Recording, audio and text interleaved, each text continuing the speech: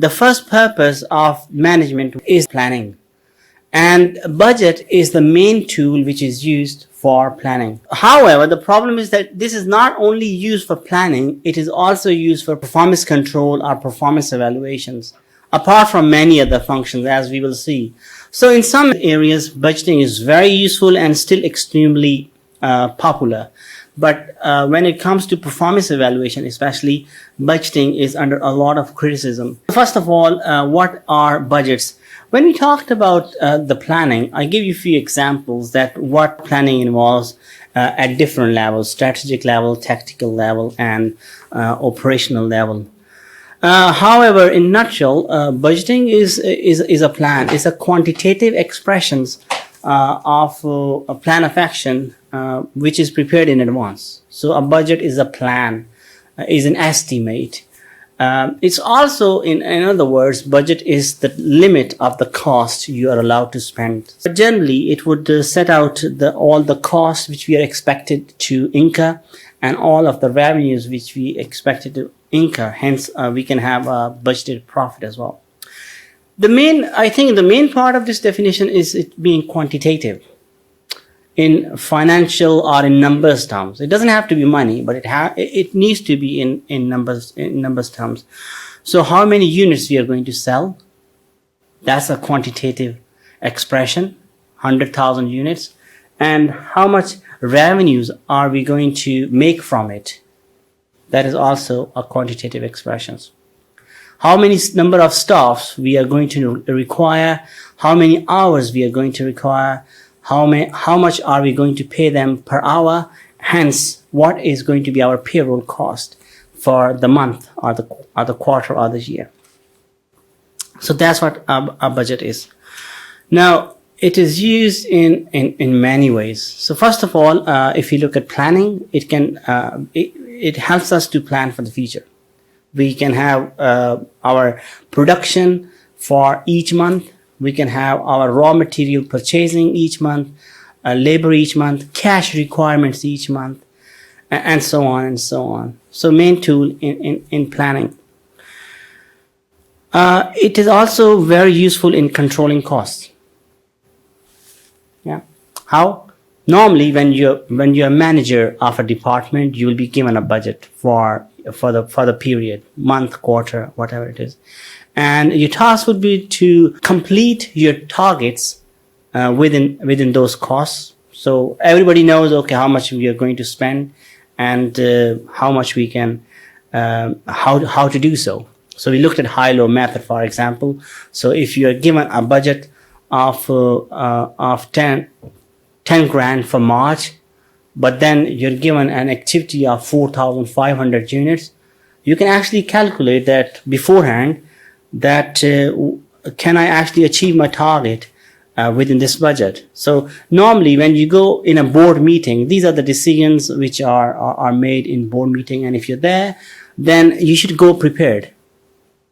That okay, your boss says, okay, you get a target of 10 grand next month, and you say, no, it's not good for me because my targets are these, and it's impossible to produce 4,500 units, for example, next month with 10,000. So you can actually make your argument over there. So that is important.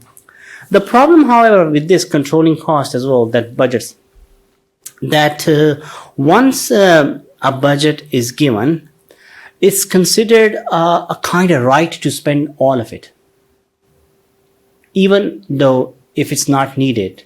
And I have personally witnessed this attitude of the management where they would just waste money just to finish their budget by the next month. So I used to work for a pharmaceutical company in London, and what used to happen that in March we would produce 3 times more than our normal month. So whatever we pediatric and cancer patients drugs we used to produce over there.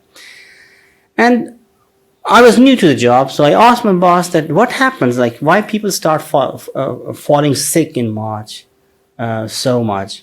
And so this is not the case. The case is that March is the last month of the financial year and they have to finish their budgets. So what they do, they order the drugs even if they don't need it. And they order and they throw those in the bin just to finish off their budget so that next year they don't lose any money. The problem is if you save this year, your next year budget is going to be reduced. That, okay, you did well last year. So let's say your budget was 12 million for NHS, and then all of a sudden now you spent only 10 million. So let's reduce your budget for the next year to 10 million. A manager wouldn't want that, because next year if they need more money, then they wouldn't have it. In private sector, this approach towards budgeting is kind of going away. Annual budget, you actually moved on to rolling budget, which is prepared every month. So you update that every month. But this is benefit and a disadvantage of this. And another very controversial use of budgeting is performance evaluation. And that means that if you meet your targets, then you will be rewarded, and if you don't meet your targets, you will be punished, ignoring all of the factors. So if you are given a target to sell 12,000 units in a month, and COVID happened, you didn't meet your targets, so you will be punished. You will not be given your bonus and stuff, are not be given your promotion. So they say that budgeting, the thing is, if I achieved a target of 10,000 units in January, and I'm given a target of 10,000 units again in February, I would be laid back. It's happening, it's going to happen anyway, so why think out of the box? Why do something creative? Why take some risk? Just do it, just sandbag it, is that approach. So this has been witnessed a lot in real world, that poor performance setting. The thing is, everybody is doing their job, and the problem is they kind of get used to other things. So if you're given poor targets, sometimes too easy to achieve, sometimes too difficult to achieve, and in both cases, management would relax. They would not put extra effort. If it's too difficult, management from the very outset say, oh, it's not achievable, so let's not put any effort into it anyway. I'm gonna lose my bonus anyway, so why try? Because it's so obvious that it's not gonna happen. So that is a very controversial area when it comes to performance evaluation. Budgeting are also a tool to authorize expenditure. So when annual budget is set, each departmental budget is set, and once you are conveyed that your budget is 1 million for the year, that means we are authorizing you to spend this money. So that is a tool to do that.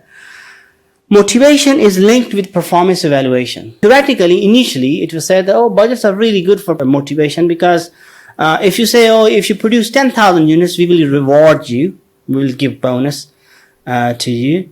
It's going to motivate the staff. But what is 10,000? Is it actually too easy? Then motivation doesn't come. Some people they would like a challenge. If there's no challenge, then motivation would not come. If it's too difficult, motivation would not come. Communication of targets and coordination of activities is really effective in that.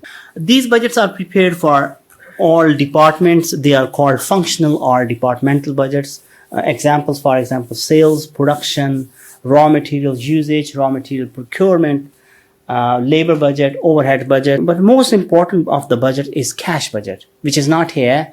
We will do it separately in the last chapter. Especially if you're running your own business, the cash budget is the key. If the activity so what has happened in the past that you are given a budget in money terms. It doesn't matter if you produce 10,000 units or 12,000 units. Your performance evaluation will be only based on how much you were allowed and how much you actually spent. We will not regard how much you actually produced that. That was a historical view, and obviously that is completely useless now So there are different techniques which are used. So to be meaningful, the actual results should be compared with a realistic budget for the actual activity level. This is called flexible or flex budgets. So traditionally we used to have, now we call them fixed budgets. You're allowed to spend 10,000. You cannot spend more than 10,000. Nowadays, is a bit more flexible approach is being adopted in those organizations which are actually using budgets.